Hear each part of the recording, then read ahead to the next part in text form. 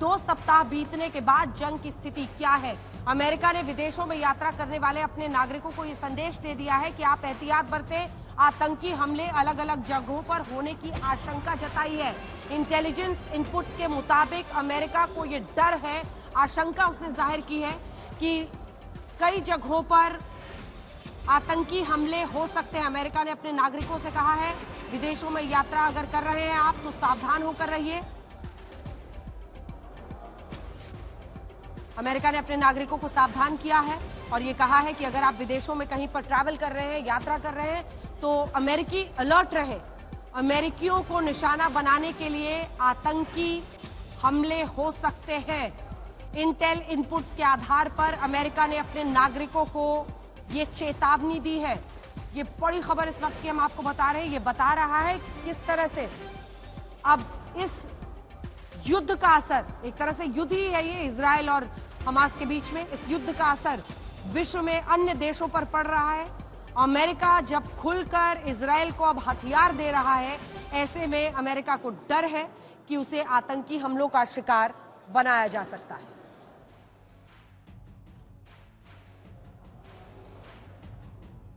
Gaza में जंग भारी, महायुद्ध की तैयारी। हम आज हल्ला बोल में इसी पर चर्चा करेंगे। जंग का आज 14वां दिन है, 2 सप्ताह बीत गए। 14 दिन बाद महायुद्ध की तैयारी की आशंका दिख रही है। मुस्लिम देश लामबंद हो रहे हैं। दूसरी तरफ अगर आप देखें तो इजराइल के साथ अमेरिका डटकर खड़ा है। एक के बाद एक हथियारों की खेप अब पहुंच रही है। येमेन ने इजराइल की ओर मिसाइल दागी, लेकिन अमेरिकी वॉरशिप ने, युद्धपोत ने इस मिसाइल को लाल सागर में गिरा दिया। येमेन, सोचिए अगर आप फासला देखें तो इजराइल के बाद ये सऊदी अरब बहुत बड़ा मुल्क और उसके बाद येमेन है, छोटा सा देश, लेकिन वहां से अगर हमले अब हो रहे हैं इजराइल की तरफ तो आप समझ रहे हैं कि तनाव कैसे फैल रहा है। इस बीच इराक और सीरिया की ओर से अमेरिकी सैनिक ठिकानों पर हमला किया गया है। मतलब जंग में दूसरे देशों की अब एंट्री हो रही है और ये खतरनाक संकेत है। सबसे पहले जंग में मौत के आंकड़े के साथ हम शुरुआत करते हैं, आपको अपडेट बताते हैं। गाजा में अब तक 4137 लोगों की मौत हो चुकी है, साथ ही 12,000 से ज्यादा लोग घायल हैं। वहीं वेस्ट बैंक में 81 लोगों की मौत हो चुकी है, जबकि 1300 लोग वेस्ट बैंक में भी घायल हैं। इजराइल में अब तक 1403 लोगों की मौत हो चुकी है, 4600 से ज्यादा लोग वहां पर अब तक घायल बताए जा रहे हैं। अब आपको दिखाते हैं दोनों ओर से हो क्या रहा है। अमेरिका इजराइल को लगातार हथियार भेज रहा है, नई खेप आई, हम तस्वीरें भी आपको दिखाएंगे। जो बख्तरबंद जीप से वो हवाई जहाज से वहां पर पहुंचे हैं। दूसरी ओर येमेन के इजराइल की ओर मिसाइल दागे हैं। येमेन ने इजराइल की तरफ मिसाइल दाग दिए हैं। यानी अब सिर्फ हमास गाजा पट्टी से नहीं कर रहा है, बल्कि येमेन जैसे मुल्क भी कर रहे हैं। मतलब तनाव फैल रहा है, जंग का दायरा फैल रहा है। इजराइल गाजा पर लगातार बमबारी कर रहा है, लेबनान के आतंकियों को भी निशाना बना रहा है, तो लेबनान की ओर से भी हमले किए जा रहे हैं। ये तस्वीर अब बढ़ती चली जा रही है। इजराइल जमीनी जंग की तैयारी कर रहा है। दूसरी ओर सऊदी अरब ने पहली बार बयान दिया है, गाजा में इजराइल के मिलिट्री ऑपरेशन पर चिंता जाहिर की है कि आप गाजा में मिलिट्री ऑपरेशंस बंद होने चाहिए। हम हल्ला बोल में जानने की कोशिश करेंगे कि क्या वाकई महायुद्ध की आहट सुनाई दे रही है। 2 सप्ताह बाद गाजा में इजराइल के हमले और तेज हो गए हैं। 100 से ज्यादा ठिकानों पर हमले का आईडीएफ ने दावा किया। 7 अक्टूबर के अटैक में शामिल हमास आतंकी अबू ओदेह को भी उड़ाया और अब बेंजामिन नेतन्याहू ने खुले शब्दों में जमीनी हमले का संकेत दे दिया। अपनी सेना से कह दिया कि गाजा को अंदर से देखने के लिए तैयार हो जाइए। इस बीच अमेरिका से हथियारों की दूसरी खेप पहुंच गई है। मालवाहक विमान में बख्तरबंद गाड़ियां इजराइल को भेजी गई हैं। इतना ही नहीं, अमेरिका ने इजराइल को 2 iron dome missile defence system भी वापस करने की घोषणा की है, जो अमेरिका ने इजराइल से ही खरीदी थी। अमेरिका से रोज शिपमेंट इजराइल पहुंच रही हैं। इसमें प्रिसिजन गाइडेड हथियार, छोटे बम, 155 mm आर्टिलरी, गोला बारूद और कई जरूरी साजो सामान हैं। अमेरिका के रुख से अंदाजा है कि इजराइल में हमास के जरिए जो युद्ध का नया मोर्चा खोला गया है, उसके मायने क्या हैं और उसका नतीजा क्या होगा। यही वजह है कि यूक्रेन युद्ध में फंसने के बावजूद अमेरिका इजराइल में किसी भी सूरत में पीछे नहीं हटना चाहता। और इसी का नतीजा है कि इजराइल से लड़ाई में हमास का साथ देने के लिए आतंकवादियों ने नए नए मोर्चे खोलने शुरू कर दिए हैं। अमेरिका ने बताया कि लाल सागर में तैनात उसके युद्धपोत ने यमन की जमीन से दागी गई मिसाइल को मार गिराया, जो अंदाजन इजराइल की ओर दागी गई थी। अमेरिकी ठिकानों को भी निशाना बनाया जा रहा है। दक्षिणी सीरिया के अल तरफ अमेरिकी ठिकाने पर हिजबुल्लाह समर्थक आतंकी गुट ने ड्रोन से हमला किया। एक ड्रोन को मार गिराया गया, वहीं दूसरे ड्रोन के हमले में कुछ अमेरिकी सैनिकों के घायल होने की खबर है। एक जो बड़ा खतरा अब इजराइल की तरफ से आ रहा है, वो जितने जो शिया ब्लॉक कहलाता है इस क्षेत्र में, हमास के आतंकवादी एक तरफ, हिजबुल्लाह के आतंकवादी दूसरी तरफ, लेबनान बॉर्डर पे अब खबर ये आ रही है कि यमन के जो रिबेल्स हैं, यमन से रॉकेट दागे गए इजराइल की तरफ। हालांकि अमेरिकी नौसेना ने उन्हें ध्वस्त कर दिया, लेकिन ये दिखाता है कि इस पूरे क्षेत्र में खतरा और ज्यादा बढ़ता जा रहा है। इजराइल के साथ खड़ा अमेरिका अब हमलों का शिकार हो रहा है और इस वजह से बाइडेन ईरान और रूस को निशाना बना रहे हैं।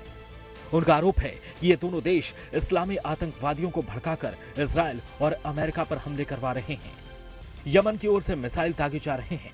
लेबनान के हिजबुल्लाह आतंकी पहले से युद्ध में हैं। सीरिया और इराक में अमेरिकी ठिकानों को निशाना बनाया जा रहा है। मतलब ये कि महायुद्ध भड़क गया है। सऊदी अरब के क्राउन प्रिंस मोहम्मद बिन सलमान गाजा में शांति की बात कर रहे हैं। उन्होंने कहा, इस बीच जंग को लेकर मुस्लिम देशों के रुख के बाद इजराइल ने भी सख्त फैसला लिया है।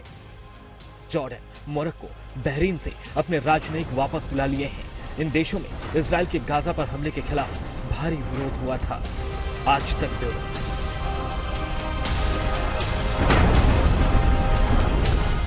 सुधांशु जी, पहला प्रश्न आप ही से है, क्योंकि देखा है हमने, अब देख रहे हैं कि मुस्लिम देश तमाम लामबंद हो रहे हैं। 3-4 देश ऐसे जिसमें जॉर्डन भी शामिल है, ये अपने वहां से अपने राजनयिकों को वापस इजराइल बुला रहा है।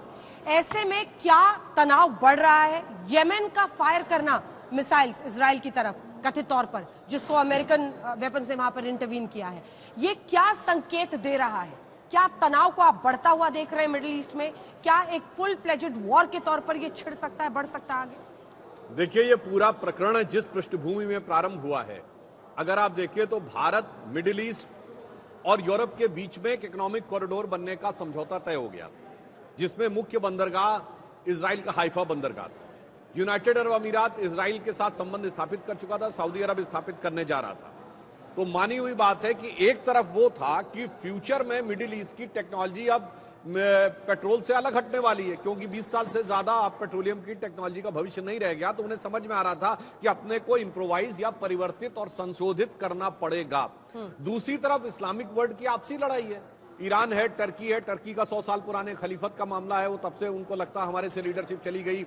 ईरान का सऊदी अरब के साथ अलग प्रतिस्पर्धा है। तो हमास का जो भी शुरुआत हुई, और आप एक विचित्र बात देखिए भाई, कोई सरकार ये कह रही है कि हमास के उग्रवादियों ने, जो कुछ आतंकवादियों ने जिन लोगों को बंधक बना रखा है, अगर बम्बार्डिंग बंद हो जाए तो हम वापस कर देंगे। अरे भाई, कोई आतंकवादी संगठन कहे, गवर्नमेंट कैसे कह सकती है किसी टेररिस्ट ऑर्गेनाइजेशन के बिहाफ पे? इसका मतलब बहुत साफ है कि पर्दे के पीछे का खेल अब पर्दे के सामने है। अब चूंकि ये इस्लामिक वर्ल्ड की आपस की लड़ाई है, इस लड़ाई में पूरे विश्व को किस नजरिए से देखना चाहिए? मैं मानता हूं 2 नजरिए। एक तरफ है डेवलपमेंट की संभावनाओं को देखने वाला मिडिल ईस्ट, और दूसरी तरफ है मिडिवल एज यानी मध्ययुगीन मानसिकता में पड़ा हुआ मिडिल ईस्ट, जो कह रहा है हम गर्दन काट देंगे, हम सर काट देंगे और हम लड़ाई लड़ेंगे, बर्बादी के समय तक लड़ाई लड़ेंगे। एक बात मैं और कह दूं, दोनों में अंतर क्या है? इजराइल ने 75 साल में, यही मैं पूछना चाह रही थी कि नेतन्याहू भी तो यही कह रहे हैं कि हमास की बर्बादी तक करेंगे। ये कहां पर जाकर हमास से उनका बदला पूरा होगा? कितना, कब तक, कितने लोगों के मारे जाने के बाद उनका एंड गोल क्या है? ये मैं समझना चाहती हूँ। देखिए, दोनों ही पक्षों के ऊपर जो कैजुअलिटी हो रही है वो दुखद है। जो गाजा पट्टी में भी लोग मारे गए हैं वो भी एक दुखद और दर्दनाक है। परंतु ये भी समझिए ना, दूसरी तरफ का एंड गेम क्या है? वो तो ये संकल्प लेते हैं कि हम इजराइल का वजूद मिटा देंगे, यहूदी कौम को मिटा देंगे। तो साहब, अगर एंड गेम ये है, एंड टारगेट आपका ये है, तो दूसरी तरफ से जो होगा वो उसको काउंटर करने के लिए होगा। तो मेरा मानना है इस ढंग के किसी नैरेटिव में भी पड़ने से हमें बचना चाहिए। और अंत में मैं एक बात कहूंगा, ये सब जितने अरब देश हैं, ये मौके पे कोई ना कोई किसी ना किसी का साथ ले चुका है। कभी टर्की अमेरिका के साथ था, आज उसके खिलाफ खड़ा हुआ है। एक दौर में ईरान अमेरिका का साथी हुआ करता था, आज ईरान उसका विरोधी है। मैं पहले भी कई बार बोल चुका हूं, रिपीट कर रहा हूं, 81 में न्यूक्लियर रिएक्टर डिस्ट्रॉय किया था इराक का इजराइल ने। तब माना जाता है कि वो लीड ईरान ने दी थी, यानी उसने इजराइल से भी, मोसाद से भी हाथ मिला लिया था। तो वहां किसी की किसी से भी यारी है और आगे भी हो सकती है। बस दुख यह है कि हिंदुस्तान ने खामखा की चंद मुस्लिम वोटों के लिए मारामारी है, हमें इससे बचना चाहिए। एक और सवाल है आपसे, इससे पहले कि मैं आगे बढ़ूं। भारत सरकार कहती है कि हम आजाद फिलिस्तीन के कॉज के साथ हैं, उसके संप्रभुता के साथ हैं। आपकी हर बात इजराइल को समर्थन देती हुई नजर आती है। फिलिस्तीनी राष्ट्रपति से प्रधानमंत्री बात करते हैं, फिलिस्तीनी राष्ट्रपति नेतन्याहू पर बरसते हुए कहते हैं कि वो आम लोगों को, सिविलियंस को वहां पर मार रहे हैं। क्या इस्लामिक देश है, इसीलिए आप ऑन पेपर तो फिलिस्तीन का समर्थन करते हैं, लेकिन आपकी हर बात में इजराइल का समर्थन दिखता है? और शायद प्रधानमंत्री नरेंद्र मोदी पहले प्रधानमंत्री थे जो इजराइल गए। ये क्या है? ये क्या डाइकोटमी है या ये यूनिफाइड आपकी पॉलिसी है? देखिए, भारत सरकार की नीति बहुत साफ है कि हम एक स्वतंत्र संप्रभु फिलिस्तीन का राज्य के रूप में समर्थन करते हैं, परंतु ये लाइन जो लोग बोलते हैं, आधी लाइन गायब कर देते हैं। उसके आगे इजराइल के साथ शांतिपूर्ण वार्ता के द्वारा, अब न वार्ता रह गई ना शांतिपूर्ण हो गई, हमला हो गया, आतंकवादी हमला हो गया तो आधार बदल जाता है। परंतु हमारी संवेदना पूरी तरह है। आपने देखा कि आज प्रधानमंत्री श्री नरेंद्र मोदी जी ने इंटरनेशनल डिप्लोमेसी में वो हैसियत हासिल की है कि रशिया यूक्रेन की लड़ाई में वो एकमात्र बड़े देश के राष्ट्राध्यक्ष हैं, दोनों से बात कर सकते हैं, पुतिन और जेलेंस्की दोनों से। इवन अमेरिका और चाइना के राष्ट्रपति दोनों से बात नहीं कर सकते। और आज इस फिलिस्तीन और इजराइल के इस युद्ध में अगर आप देखें तो फिलिस्तीन के राष्ट्रपति से भी बात की और नेतन्याहू से भी। मैं चुनौती से कहता हूं कि अगर इस समय जो बाइडेन या शी जिनपिंग चाहे तो वो दोनों से बात नहीं कर सकते। ये दर्शाता है कि भारत ने अपने को किस व्यवस्थित ढंग से रखा। और दूसरी बात, फिलिस्तीन की लड़ाई की बात है, हमास किससे लड़ रहा था 40 साल पहले? पीएलओ से। पीएलओ जिसको ऑफिशियल सरकार माना जाता था, राज्य के रूप में यूनाइटेड नेशंस में स्थान दिया था, अब एक दूसरा संगठन आ गया इस्लामिक जिहाद, वो हमास से लड़ रहा है। तो मुझे ये नहीं समझ में आता, अगर फिलिस्तीन के कॉज के लिए लड़ना है तो वहां तो इजराइल की एक सरकार है, यहां पैलेस्टीनियन लिबरेशन ऑर्गेनाइजेशन, फिलिस्तीनी मुक्ति संगठन की सरकार थी। अब उससे लड़के हमास कब्जा करना चाहता, हमास से ज्यादा एक इस्लामिक जिहाद संगठन आ गया, वो कब्जा करना चाहता। तो यह आपस में लड़ाई क्यों है, ये विचार करने का विषय। आशुतोष जी, क्या इस्लामिक देशों की लामबंदी जो फिलिस्तीन के पीछे है उसको आप भी खतरनाक देखते हैं, मानते हैं? दूसरा, क्या बेंजामिन नेतन्याहू और पूरे इजराइल को एक देश के रूप में 7 अक्टूबर का बदला इस तरह से 14वें दिन, ये जंग अब है 14वें दिन पर, आपको लगता है कि उनको यह अधिकार है कि 14वें दिन वो इस तरह से लगातार हमले अब गाजा पर हो रहे हैं, वो बदला ले सकता है 7 अक्टूबर का इस तरह से? देखिए, ये मामला उतना आसान नहीं जितना आसान इसको पेश करने की कोशिश की जाती है। 5-6 चीजें हैं। पहली बात, उसको समझना चाहिए घटनाक्रम क्या है। पहला घटनाक्रम यह है कि वेस्ट और अमेरिका किसी तरीके के सीजफायर की बात नहीं कर रहे हैं। इजिप्ट और तमाम जो अरब कंट्रीज हैं वो किसी तरीके से शरणार्थियों को लेने की बात नहीं कर रहे। मानवीय मदद नहीं पहुंच पा रही है। इसके अलावा अगर आप करेक्ट कर सकती हूँ, अमेरिका जॉर्डन में जॉर्डन प्रिंस, इजिप्ट के प्रेसिडेंट और महमूद अब्बास के साथ समझौते की बातचीत करने वाला था, जिसको जॉर्डन ने कैंसिल कर दिया क्योंकि एक रात पहले अस्पताल पर हमला हो गया। मैं दूसरी बात कर रहा हूं। मैंने कहा सीज फायर की बात की है, मैंने ये नहीं कहा कि बातचीत नहीं। मैंने कहा सीज फायर, समझौते के अमेरिका नहीं, मैं सीज फायर की बात कर रहा हूं। लगातार 13-14 दिनों से लगातार बम्बार्टमेंट हो रहा है। ना तो अमेरिका की तरफ से कोई सेंटेंस आया, ना वेस्ट की तरफ से आया। यहां तक कि जो व्हाइट हाउस के जो इंटरनल पेपर्स हैं वो कह रहे हैं कि आप डी-एस्केलेशन की भी बात मत करिए, सीज फायर की भी बात मत करिए। वो हथियार पहुंचा रहे हैं अमेरिका। तो ये मैं कह रहा हूं कि जो 4 चीजें हो रही हैं उसको समझना पड़ेगा। अरब देश जो हैं वो फिलिस्तीनियों को शरणार्थी के तौर पर लेने को तैयार नहीं है। मानवीय मदद वहां पहुंच नहीं रही है। लगातार 2 हफ्ते से इजराइल लगातार बमबारी कर रहा है और इस बीच में इंसान वहां मर रहा है। 2 चीजें मैं स्पष्ट करने की जरूरत। पहली बात है, क्या इजराइल हमास की तरीके से बिहेव कर सकता है? हमास एक टेररिस्ट ऑर्गेनाइजेशन है। क्या कोई स्टेट, क्या कोई सरकार टेररिस्ट हो सकती है? अगर हो सकती है तो फिर मुझे कुछ नहीं कहना है। लेकिन जिस तरीके से अमेरिका, वेस्टर्न कंट्रीज इजराइल को खुली छूट दे रखी है कि आप जाइए बमबारी करिए और एक शब्द बोलने को तैयार नहीं, ये सबसे दुखद पहलू। और जो लोग ये कहते हैं कि इजराइल को सारा अधिकार है, वो शायद ये भूल जाते हैं कि इजराइल जो है वो इंट्रूडर है पैलेस्टीन की जमीन के ऊपर। वो वहां पे घुसा हुआ है। 1948 में उनके पहले तक वो पैलेस्टीन की अपनी जमीन थी। वहां पर 1936 से 37 के बीच में जिस तरीके से घुसने की कोशिश की गई, जिस तरीके से ब्रिटेन ने उनको मदद करने की कोशिश की, आज उस जमीन के ऊपर वो 10% की जमीन भी फिलिस्तीनियों को अपनी नहीं है। पूरा का पूरा गाजा अपने आप वेस्ट बैंक की बात कर रहे हैं, गाजा की बात कर रहे हैं। मैं पूरा गाजा और वेस्ट बैंक दोनों की बात कर रहा हूं, मैं दोनों को मिला के बात कर रहा हूं। क्योंकि गाजा से तो 2005 में विड्रॉ कर लिया था इजराइल ने, तभी तो अब वापस घुसने की बात हो रही है। उसके बाद क्या हुआ? हमास को किसने खड़ा किया? इस बारे में कोई बात नहीं करता। बताइए हमास को शेख यासीन जो उसके चीफ थे, उसको इजराइल ने खड़ा किया। क्यों इजराइल ने खड़ा किया? क्योंकि उनको पीएलओ के बरक्स एक लेफ्ट लीनिंग ऑर्गेनाइजेशन के तहत के बरक्स एक इस्लामिक संगठन उनको चाहिए था वहां पे। तो हमास खुद इजराइल का अपना क्रिएशन है ताकि यासिर अराफात पीएलओ की बार्गेनिंग पावर कमजोर हो। वो कह रहे हैं कि टेररिस्ट ऑर्गेनाइजेशन की तरह काम कर रहा है इजराइल, यही कहा है ना आपने जी? क्या एक टेररिस्ट ऑर्गेनाइजेशन से कोई भी दुनिया की कोई भी सरकार, दुनिया का कोई भी स्टेट वो टेररिस्ट ऑर्गेनाइजेशन के हिसाब से नहीं बिहेव कर सकता। आतंकी संगठन की तरह इजराइल यहाँ पर हमले कर रहा है गाजा। आशुतोष जी ने बात कही, यदि आज सत्य माना जाए, क्योंकि एक थ्योरी है, मैं मानता हूं कि हमास इजराइल से मदद लेता था, तब तो लड़ाई किसकी है भाई? मैं वही कह रहा हूं, ये सब आपस में लड़ रहे हैं। मुझे समझ में नहीं आता है कि किस चीज को मुस्लिम कॉज बनाया जा रहा है। अगर उनकी बात सही है कि हमास इजराइल के साथ मदद करके और वो उनसे शपथ लेके मदद लेके पीएलओ से लड़ रहा था, तो भाई ये फिलिस्तीन की लड़ाई का कहां से हुआ मामला? इसका मतलब, और एक और मैं बात कहना चाहता हूं, जो उन्होंने बात कही, मैं उनकी बात का समर्थन करते हुए उसमें संशोधन करना चाहता हूं।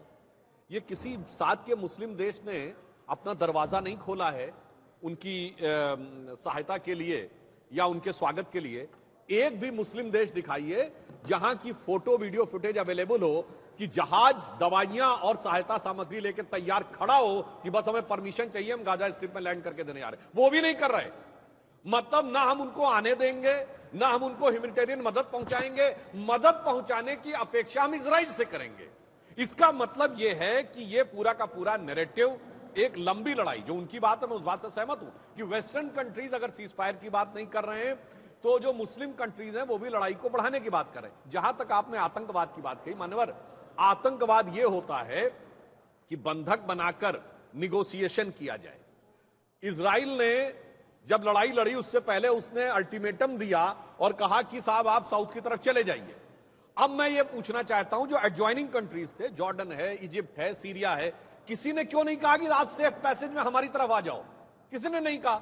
अब उसके बाद लड़ाई शुरू हुई है तो ये स्थितियां लड़ाई में आती है और ये दुखद है, मैं दोनों तरफ से कह रहा हूं। और मैं पुनः ये बात रिपीट कर दूं, साहब मैंने बचपन में इस्लामिक भजन भी सुने हैं जो ये कहते थे, मोमिनो सुनो ये जरूरत नमाज की जन्नत में लेके जाएगी आदत नमाज की। आखिरी लाइन ये थी कि हर बंदा फिर दामने रहमत में आ गया और इस्लाम उसके बाद फिर जहां पे छा गया। मुझे समझ में नहीं आ रहा है दामने रहमत 7-8 कंट्रियों का खुल क्यों नहीं रहा है? और मजे की बात, जितने सेंट्रल एशिया से, मिडिल ईस्ट से रिफ्यूजी गए हैं सब यूरोपियन कंट्रीज में गए, कोई मुस्लिम कंट्री नहीं लेता। ये दामने रहमत के दरवाजे का मंत्र क्या है, इसके पीछे तिलिस्म क्या है, यह भी समझने की जरूरत है। जवाब दीजिए। मैं हिमांशु जी को, सुधांशु जी को करेक्ट कर दूं। मैं थियरी की बात नहीं कर रहा, मैं फैक्ट की बात कर रहा हूं। 1983-84 के आसपास इजराइल गवर्नमेंट ने बाकायदा शेख यासिन को वहां पे चैरिटी ऑर्गेनाइजेशंस के लिए बाकायदा प्रश्रय दिया है उनको। तो मैं थियरी की बात नहीं कर रहा हूं, आपके लिए थियरी होगी, हमारे लिए वो फैक्ट है और मैं फैक्ट पे बात करता हूं। हमास जिस तरीके से खड़ा हुआ है उसके पीछे बहुत बड़ा रोल इजराइल की सरकार का है और शेख यासिन जो उनके चीफ थे उनको खड़ा करने का काम ये बिल्कुल उसी तरीके से है कि कल हरकतुल जिहाद कहीं बम फोड़ दे हिंदुस्तान के अंदर और हिंदुस्तान की सरकार कश्मीर में जाके बम ब्लास्ट कर दे। ये दोनों अलग अलग चीजें। आज तक हिंदुस्तान की सरकार ने ऐसा नहीं किया। अगर आज भारतीय जनता पार्टी की नीति बदल चुकी हो कि वो इस बात को सपोर्ट करता है कि इजराइल बम फेंकता रहे और वो बिल्कुल हमास की तरीके से बिहेव करे तो बात अलग है। मैं इनकी बात को भी मैं फैक्चुअली और बेहतर कर देता हूं। यह सही है कि 84 तक वो ये मानते थे कि हमास के मगर हमास को बनाई सब 87 में है। तब आया जब इजराइल ने उसको एक टेररिस्ट मान लिया। लेकिन एक खबर इस वक्त आ रही है, आवेदन इजराइल में इस वक्त आम लोगों में इतना ज्यादा डर है। तेल अवीव से लेकर कई ऐसे शहर हैं जहां पर लगातार बमबारी हो रही है। दरअसल रॉकेट्स अभी भी हमास की तरफ से छोड़े जा रहे हैं।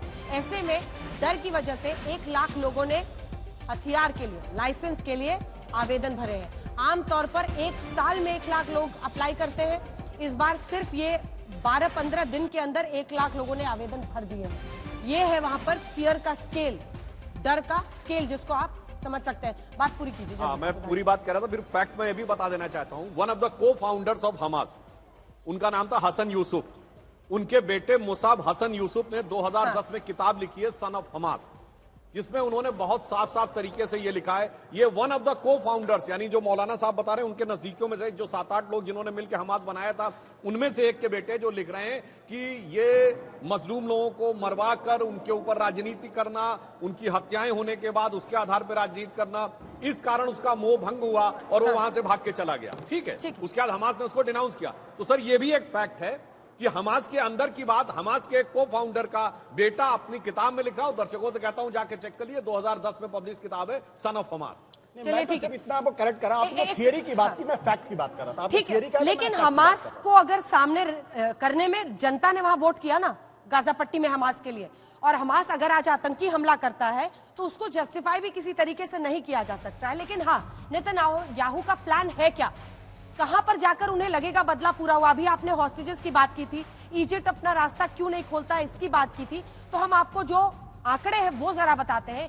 युद्ध हो रहा है, हथियार एक दूसरे को देने की बात हो रही है, एक दूसरे के समर्थन में कई देशों के प्रमुख बयान दे रहे हैं। लेकिन सवाल है कि 7 अक्टूबर को हमला करके हमास के आतंकी इजराइल में जिन्हें बंधक बनाकर ले गए हैं, उन हॉस्टेजेस का क्या, उनका क्या हो रहा है। अभी बंधकों की कोई बात ही नहीं कर रहा नेतन्याहू। यहां पर लगातार बमबारी, हम हमास को मिटा के मानेंगे। वहां पर हमास की तरफ से जाहिर तौर पर सामने नहीं आते क्योंकि उनके टॉप लीडर्स कतर में आराम से बड़े बड़े 5 स्टार 7 स्टार होटल्स में रहते हैं। यहां पर आम लोग मारे जा रहे हैं और हॉस्टेजेस की कोई बात नहीं कर रहा है। हम आपके सामने कुछ आंकड़े रखना चाहते हैं।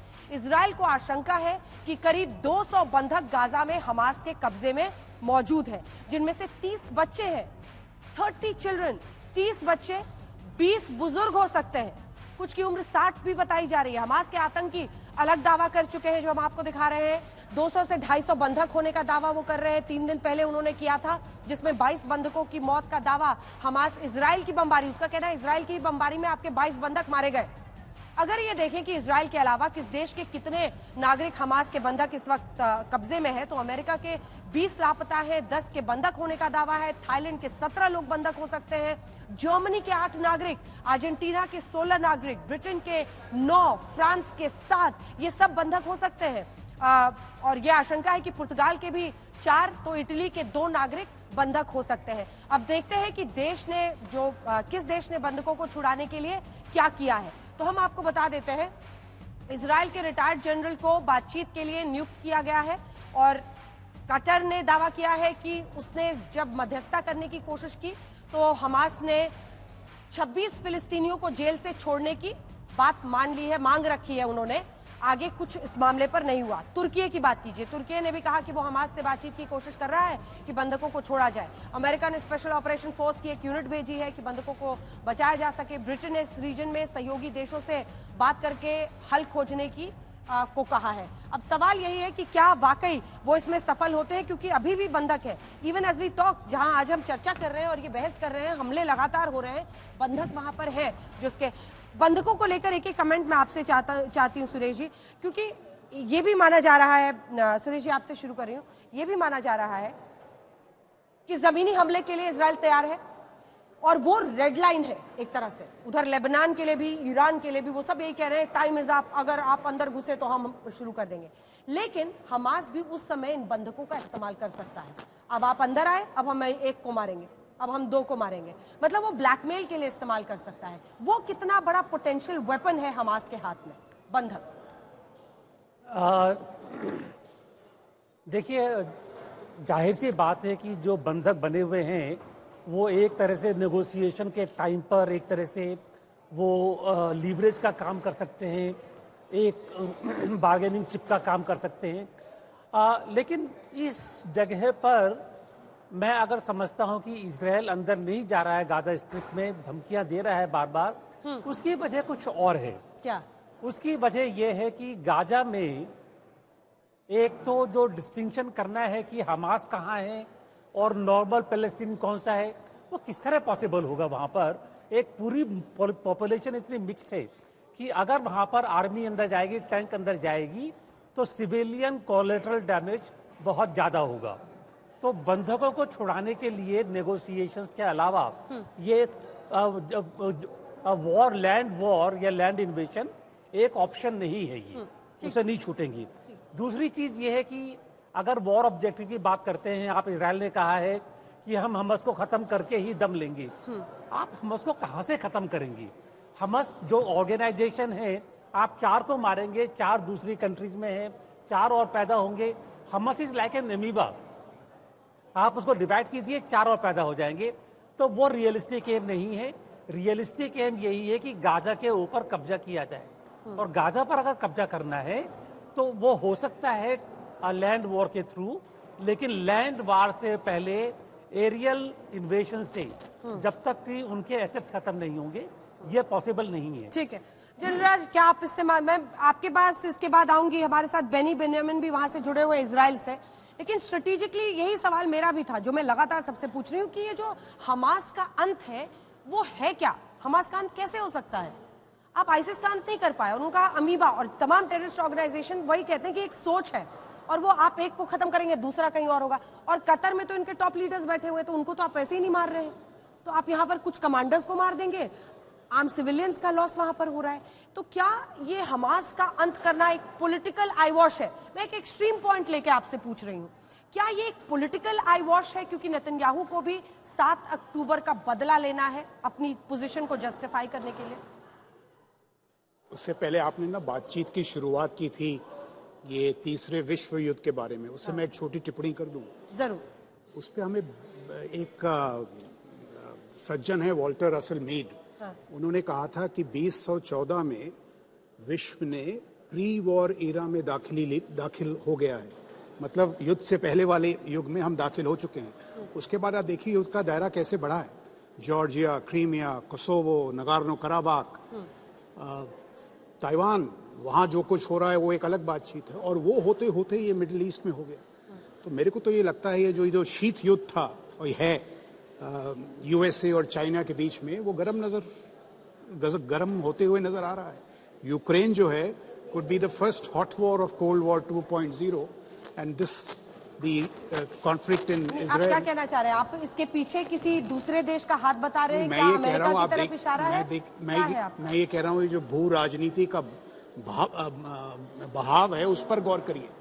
Ukraine was a big conflict, उसके बाद ये हो गया। तो जो आपने कहा था वर्ल्ड वॉर 3 वो शायद ना हो, बट आसार वैसे ही नजर आ रहे हैं।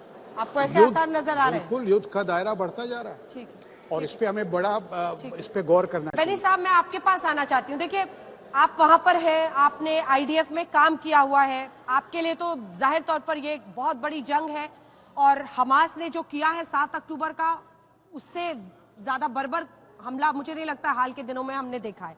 लेकिन सवाल ये है कि नेतन्याहू का प्लान क्या है? नेतन्याहू क्या कर रहे हैं?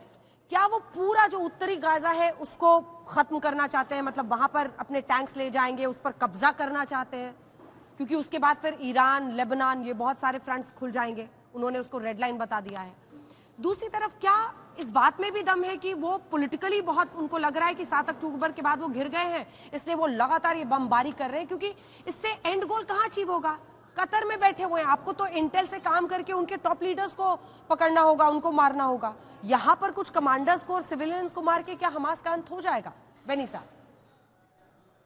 First of all, I want to start with something that is very, very important. In 1948, when we got the independence, the Palestinians also got the independence. Okay, and not only got the independence, we form a country, we form a government. और Palestinian ने कुछ नहीं किया, war किया हमारे साथ। Then 1967 तक West Bank और गाजा इजिप्ट के साथ था और वेस्ट बैंक जॉर्डन के साथ था। तब तक उन लोगों ने कहा कि पैलेस्टीनियन स्टेट किया, but the Palestinian state, they are not talking about a Palestinian state, they are talking about Israel, whole Israel. They want to be a Palestinian state. That means they want to throw us in sea. That is first thing. Second thing is Benjamin Netanyahu. Benjamin Netanyahu. He was एक बार बेनी साहब को, एक second आपको टोक रही हूँ sir, आपसे request है, आप हिंदी बोल लेते हैं तो कोशिश कीजिए कि आप हिंदी में ही बोले, हमारे दर्शक बेहतर समझेंगे। और एक बार फुल स्क्रीन उनको दिखा दीजिए, क्योंकि हर बार जब बेनी साहब बैठते हैं तो वो पीछे उन बच्चों की तस्वीर लगाते हैं जो इस वक्त भी हमास के बंधक बने हुए हैं। और बच्चों की तस्वीर उनके साथ पीछे है। ये एक चेहरा दिखाता है कि किस तरह की बर्बरता हुई है हमास की तरफ से। ये तमाम वही बच्चे हैं ना बेनी साहब जो बंधक है। राइट। और ये 2 बच्चे हैं, ये जो मेरे पास अभी 2 बच्चे हैं इधर, ये अपने 2 इंडियन बच्चे हैं, उनके माँ बाप मारे हैं डेरोट में, उनके माँ बाप मारे हैं। उनके उन्हें अभी 2 बच्चे हैं, 3 साल की, एक 6 साल की। Okay, we went out of the thing, but whatever it is, Bibi Netanyahu ने जो अभी बीबी नेतन्याहू को आप देख रहे हैं, टिल द 7 अक्टूबर तक उनका प्रॉब्लम था। The government was not good. The people were not happy. Something or other was going on. He had not started the war. उन लोग ने वॉर नहीं चालू किया। हमारे आदमी लोग ने वॉर नहीं चालू किया। वॉर नहीं हो गया, हमारे पर अटैक हो गया। और जब आप बोलते हैं ना बदला, ये बदला नहीं है बिल्कुल। ये 20 साल से हो रहा है, 2005 से ये हो रहा है। हम लोग ने गाजा को दे दिया है वापस उनको। उनको क्या मांगता है? गाजा नहीं मांगता है, उनको मांगता है whole Israel, including Jerusalem, including everything. That will not happen. Jews are here for living long, and I'm so sure that nobody will touch us. 100% nobody touch us. But हम लोग भी अभी जो आप बोल रहे हैं कि गाजा में कुछ हो रहा है, the troops are standing outside only because of जो उधर आदमी लोग है, they are under strength and they are like shield for the Hamas. They are not letting उन लोग जाने को नहीं देते उन लोग को साउथ में। And उन लोग जब ठीक है, एक बार आपके पास आते हुए देखिए येमेन की जो एंट्री हो गई है वो पिछला वाला ग्राफिक्स फिर से दिखाइए। येमेन, अगर हम पूरे नक्शे को देखें सुधांशु जी, तो पूरा सऊदी अरब है बीच में, उसके बाद येमेन इधर है, लेकिन वो यहाँ से इजराइल पर हमले कर रहा है। ये पूरा मतलब जो इस्लामिक देश है उनकी लामबंदी, खास तौर पर जो प्लेयर्स ऐसे हैं ईरान की तरह, येमेन की तरह, कतर की तरह, वो इसका फायदा उठाने की कोशिश कर रहे हैं इस पूरे मौके का। अब ये किस तरफ आगे बढ़ रहा है? नहीं, मैं इसमें थोड़ा सा डिफरेंस ऑफ ओपिनियन रखता हूं। ये इस्लामिक देशों की लामबंदी नहीं, इस्लामिक देशों की अंदरूनी राजनीति है। यमन में तो लड़ाई चल रही है पिछले कई साल से। वहां क्या है, एक तरफ से सऊदी अरब का सपोर्ट है, दूसरी तरफ से यमन के दूसरा ग्रुप है। तो मानी हुई बात है, जो दूसरा ग्रुप होगा वो ये चाहेगा कि इस लड़ाई में जो इस्लामिक वर्ल्ड का अपोजिट ध्रुव है वो समस्या में आए। इसलिए मैं ये कहना चाहता हूं कि ये इस्लामिक वर्ल्ड की एक लड़ाई की बात है। और दूसरा मैं एक बात कहना चाहता हूं, जैसा ये कहा गया कि अभी आशुतोष जी ने या बाकी भी कई लोग ये कह चुके हैं कि भाई इजराइल अटैक कर रहा है, हमस ने किया। ये बताइए, हमस ने जो बंधक बनाए हैं केवल इजरायली हैं क्या? आपका युद्ध इजराइल से समझ में आता है, दुनिया के तमाम देशों के लोगों को बंधक बना रखा है। अब इसका क्या तर्क है? दूसरा, यदि उस हमले में मारे गए तो कम से कम हमस ने अगर एक रिग्रेट का भी स्टेटमेंट दिया होता दूसरे देशों के नागरिकों के मारे जाने पे, तो भी समझ में आता। तो अब अगर वेस्टर्न वर्ल्ड नहीं आ रहा है तो इसका मीनिंग तो इनडायरेक्ट ये भी निकल रहा है कि हमस ने ये जंग सबके खिलाफ छेड़ दी। यहां पे सिर्फ इजराइल नहीं है, सबके खिलाफ।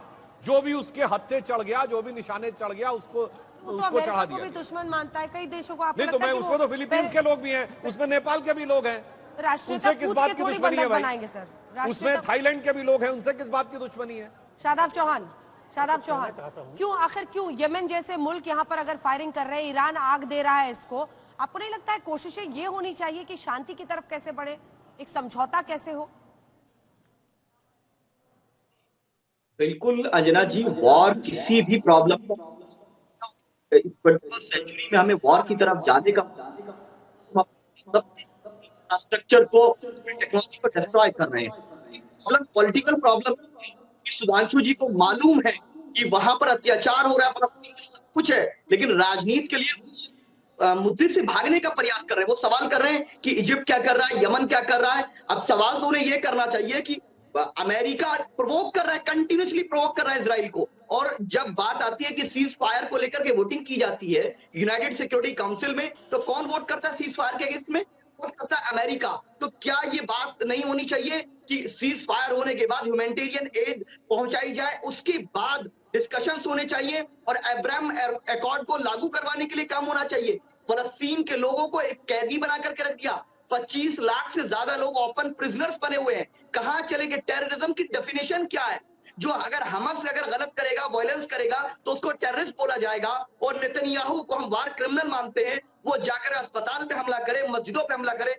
900 साल पुराना चर्च को खत्म कर दिया इन लोगों ने, उस पर हमला करे, सिविलियंस मारे जाए। 33,000 बच्चे 15 साल में मरे हैं और 1,000 से ज्यादा बच्चे अभी में इंतकाल करके गाजा में, फलस्तीन के। उनके लिए कोई बात नहीं करेगा क्या? उस हमला करने वाले इजराइल को टेररिस्ट नहीं बोलेंगे आप?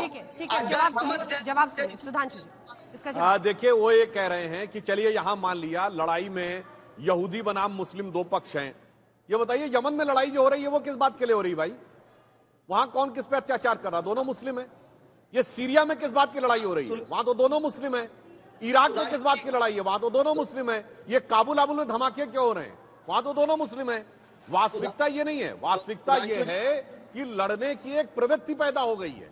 लड़ने की इस प्रवृत्ति से छुटकारा पाने का प्रयास करना चाहिए। इसीलिए मैं पुनः कह रहा हूं, इजराइल ने 75 साल में अपने को डेवलप्ड कंट्री बनाया, उसके पास एंटी मिसाइल आयरन ड्रोम सिस्टम है, और हमस वाले गटर के पाइप से मिसाइल बनाकर छोड़ने की कोशिश कर रहे हैं। जो अभी कहा जा रहा था कि जैसा कि अभी बेनी साहब ने कहा था कि भाई हमने 75 साल में कितना डेवलपमेंट किया, हमने मतलब उन्होंने इजराइल के लिए बोला था। तो मैं कह रहा हूं दोनों से सीखो और उसके बाद तय करो कि हमें फ्यूचर में जाकर कहां पे खड़े होना है।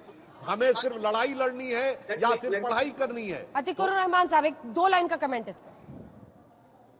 जी, सुधांशु जी का पूरा इशारा इस तरफ है कि भाई मुसलमान खुद आपस में लड़ रहे हैं, मर रहे हैं और उम्मा की बात करते हैं। तो सुधांशु जी, यहाँ पर सवाल ये है कि अगर सारे के सारे मुसलमान आपकी नजर में खुद आपस में ही लड़ रहे हैं तो आपको तो खुश होना चाहिए। आप पीस की बात करे बगैर, आप ह्यूमन राइट्स की बात करे बगैर, आप सिर्फ इस तरफ इशारा चाहते हैं कि मुसलमान आपस में लड़ रहे हैं, मर रहे हैं और मुस्लिम उम्मा फेल हो चुका है। तो ठीक है, मुस्लिम उम्मा फेल हो चुका है, तो यहाँ पर ठीक है, वक्त की कमी है sir, I am very sorry. Sudhanshu ji, सिर्फ 2 लाइन। साहब, इसीलिए तो मैं ये कहना चाहता हूं कि वो जो एक शेर है ना कि मेरी कश्ती वहां डूब, मुझे दौरों से क्या गम, मुझे अपनों से ही खतरा था, मेरी कश्ती वहां डूबी जहां पानी कम था। इसीलिए मैं कहना चाह रहा हूं सिर्फ मुस्लिम समाज, सोचिए एक लाइन बस, इस यहूदियों की सबसे बड़ी लड़ाई तो ईसाइयों से है ना। जीसस क्राइस्ट को सलीब पे यहूदियों ने चढ़ाया था। आज यहूदी और वो तो नहीं लड़